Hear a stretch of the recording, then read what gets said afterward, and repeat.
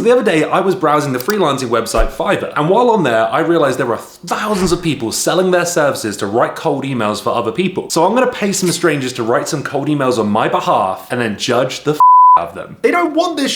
Whoa. No one cares. What I'm gonna do is create an alias fake company and get them to write emails on behalf of that company to that target audience. Random profession. Event planner. The 5 biggest challenges that event planners face. Keeping projects on track, budget constraints, vendor coordination, managing expectations, on-site challenges. Can you think of a product to help event planners manage their time? Event management software. I love it. That's the product we're going for. We're gonna be selling an event management software to event planners. 5 new names for a software that has the above functionality. Pass, pass, pass. 5 more, but be more creative. Pass, pass, pass. Make it a pun name. Smash. I like that. And lastly, think of a first and last name for a tech founder. I am Ethan Mitchell, CEO and founder of lavender.ai. I could buy this domain for $70. I may as well be a software founder. I'm gonna go start an events company. Just kidding, please don't fire me. Fiverr, let's do a little quick search. So we'll do cold email, 1,113 results. I'll give all of the Fiverr people the same exact brief, so there's no excuse, you know, I'm not giving anyone a leg up, all right? $125, $245. What? From $1,950. We're in the wrong business. We should stop making email software that helps people write emails and just start making emails for people and charging $2,000. I will write short copy for a cold email using either playful or serious tones. How much is it? $5. That's more affordable than I thought, so let's do you first. Am I allowed to do this? I'm making good content, right? Please drop a like just in case I do get in trouble for using my company card for this. Start the order. 1 placed. Now I'm gonna place like 6 or 7 more. I will write a professional email, cold email, or document. Confirm and pay, let's go. Do you prefer the article or blog to be written in British English or American English? Yeehaw! Next. I will write amazing email copywriting and cold email. Sold. Let's see what a little bit more money gets us. This one's got a video. Hey there. Are you struggling to write email newsletters and cold email writing and designed to engage your target audience? Don't let poorly written emails hold you back. I'm sold. Confirm and pay. Up to 200 words, 1 subject line included. Continue. Let's go. I will write enticing cold emails for your prospecting campaigns. You get 8 emails. Confirm and pay, yeah, 100%. You get 1 email and 6 follow-up emails. Say no more. You had me at hello. I will write you highly converting B2B cold email sequences. $25, confirm and pay. B2B cold emails that boost your sales. I guess we're gonna wait for the orders. We've got 8 Fiverr emails ready for us to take a look at. Before we jump in and start critiquing other people's work, I thought it's only fair that I try and write my own version of this email to show what I would do and the approach I would take. Hey Sarah, often when talking to folks running trade shows with over 1,000 attendees, they're struggling to communicate with vendors, sponsors, and guests, assign tasks to their team members. We worked with the team at SaaS to solve for this by bringing all their external messages into one place, creating an event dashboard to assign tasks and track progress. Are these things a challenge for you? And then for the subject line, I'm gonna go with something really simple that's gonna blend in with the rest of your inbox, isn't gonna put any like resistance up. Trade, show, tasks. Super short, let's see what Lavender scores it. We got a 91.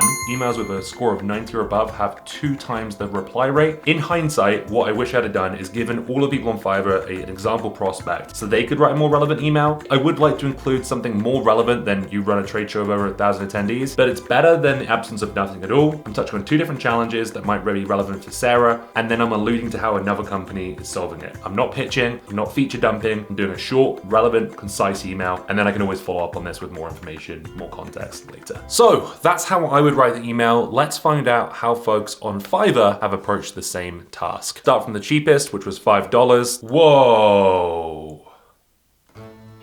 This is long. This email probably wouldn't even get opened because it says your event planning with Eventually. And then the very first line is, dear name, I hope this finds you well. In the inbox, it would be really clear that this email was a sales email and I could probably delete it and save time. This email would be pages and pages long for someone opening on a mobile. And most emails get opened on a mobile device. But it's also these huge blocks of text that make it really hard to read. Your eye just naturally gets bored looking at it. Let's check out the next one. This one's scoring better, but 78 is still not a very good score. Greetings, I'm Ethan Mitchell, CEO of Eventually, an all-in-one event planning software currently in stealth mode, set to launch in June. None of this is really important to the person you're writing to. They don't care, they didn't ask. So saying stuff like, hey, I'm Will, sales rep at blank, blank, blank, it doesn't really matter to people. It's a waste of space and immediately loses their attention if they do open your email. A lot of people make this mistake in cold emails. They write all about themselves, their product, its features, the benefits, the ROI, what makes them great, their low price or quick delivery. Frankly, if someone's not looking to buy something, then none of that really matters to them. So a much better approach is to write about the challenges that they might be facing but haven't prioritized or even maybe are aware of yet. When we talk about calendar and task management features, we could instead flip that around and talk about challenges to do with keeping things on track, like timeline slipping. That's a challenge that feature will help solve. This is the last one that we paid $5 for. Introducing Eventually, the all-in-one event planning software. I'm not opening this email in a million years. It is so blatantly trying to sell you something, you don't even need to open the email. You know what it is. We've got these long sentences. Average time spent reading an email is around 9 seconds. And that's not reading, that's skimming. Long sentences, long words, complex language, big chunky paragraphs make it really hard for our mind to comprehend what is being written in an email. So you're much better off breaking it into these smaller chunks, these short, concise sentences. We're looking to book meetings with event managers working for trade show organizations in the USA and Canada. That's my goal. Why the heck would anyone care about what I want to do? What's in it for them? This isn't going to get many responses. We're on to the $10 ones now, so I'm hoping to see a double in value from the last 3 we looked at. Dear so-and-so, I hope this email finds you well. My name is. All of that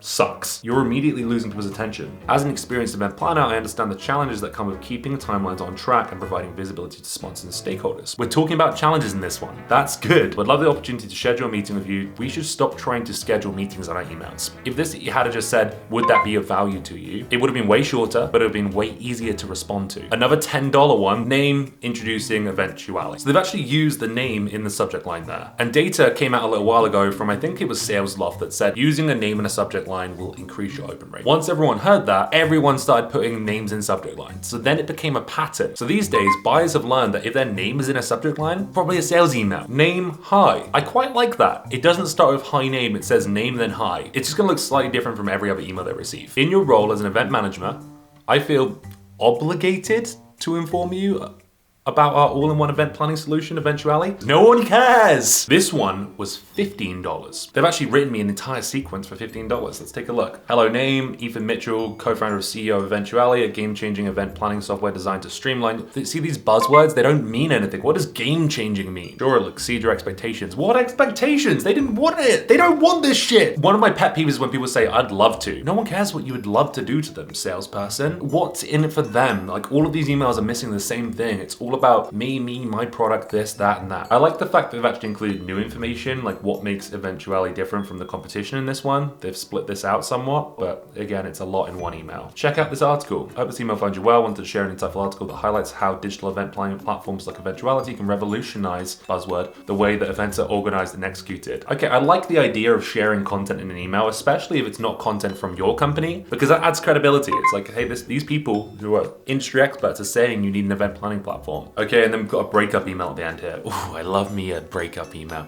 Hello name, this is the final reminder. Reminder? Did they ask for this? To schedule your Eventually demo. Don't miss out on the opportunity to transform your event planning process. So this is spread out over 2 months. I can imagine this getting you a lot of unsubscribes. This one we paid $25 for. Let's check it out. Subject line, name, is there too much on your plate? You know what? This is my favorite subject line so far. It's actually highlighting a pain point. I'm now hopeful this email is going to be better than the rest of them. Let me set the stage. Oh, we've got some storytelling in here. It's 9 p.m. and you're plowing through a mountain of spreadsheets. Your calendar is a maze you can't get out of. The team's chat is blowing up with a million questions and you still have to check on the status of vendor contracts. Sound like an all too familiar scenario? After reading like dozen bad emails, this is interesting to me. We've been diligently working behind the curtain developing an event planning software that takes the cake. And it serves it too. Our mission to offer a one-stop solution for your event planning chaos. Your event planning becomes smoother than ever. Would you be interested in a no strings attached demo to see in action? P.S. We're mobile friendly too, because we know that the show must go on, even when you're on the move. My standards are quite low right now after what I just read, but this one, I like it. It tells me the problem. I feel like Ethan kind of gets me. He understands, and he's hit on pain points. We can see the score in Lavender is 77, not great, probably because it's a really long email. Going through your inbox when 99% of emails look the same, this does switch up a little bit, which is half the battle in sales. So this is actually my favorite email so far, despite the fact it breaks a few rules. For me, receiving this as if I was an event manager, I'd be intrigued, I love the little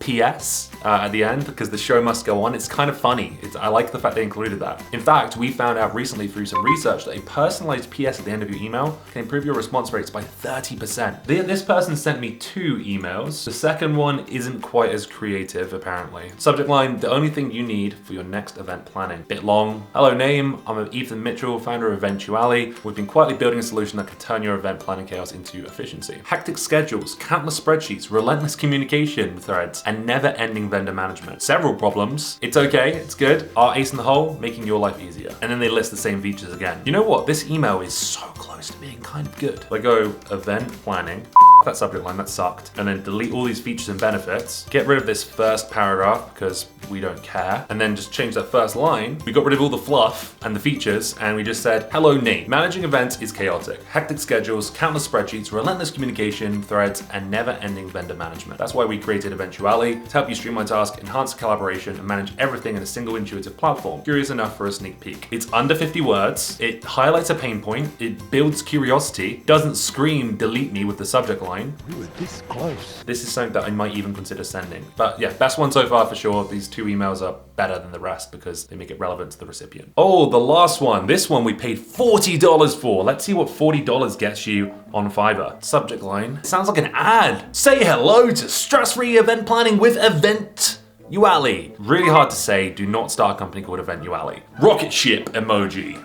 Using emojis in subject lines is a surefire way to get pegged as a marketer or a salesperson. I've never received an important email with an emoji in the subject line. Hey name, Ethan Mitchell here, founder and CEO of Eventually. We're launching in June and can't wait to show you how we can tackle your pain points. It's weird that they call them pain point. That seems like really robotic. Time management isn't a pain point, that's like a skill. What is the pain that comes from poor time management? Deadlines missed, event delays, unhappy attendees, stress, working long hours. We want to offer you a demo of our game-changing, there it is again, game-changing software with features like calendar and task management. Book a meeting and get started. This is probably actually one of the worst emails I've read so far. I would say the biggest miss in all of these is actually the subject lines. If I jump across to my own mail and I send myself all of these emails, all of them, scream, delete me, I can literally look at those and go, that's a sales email, that's a sales email, that's a sales email, that's a sales email. So anyway, if you want to write good cold emails, Fiverr, we're swinging 7.5 out of 8 were bad. So instead, just install Lavender. And of course, subscribe to the YouTube channel so you get more email writing tips to write emails that don't suck. If you'd like to see what more money gets us on Fiverr, let us know in the comments and I will order some more expensive cold emails. Check those out and see what more money gets us.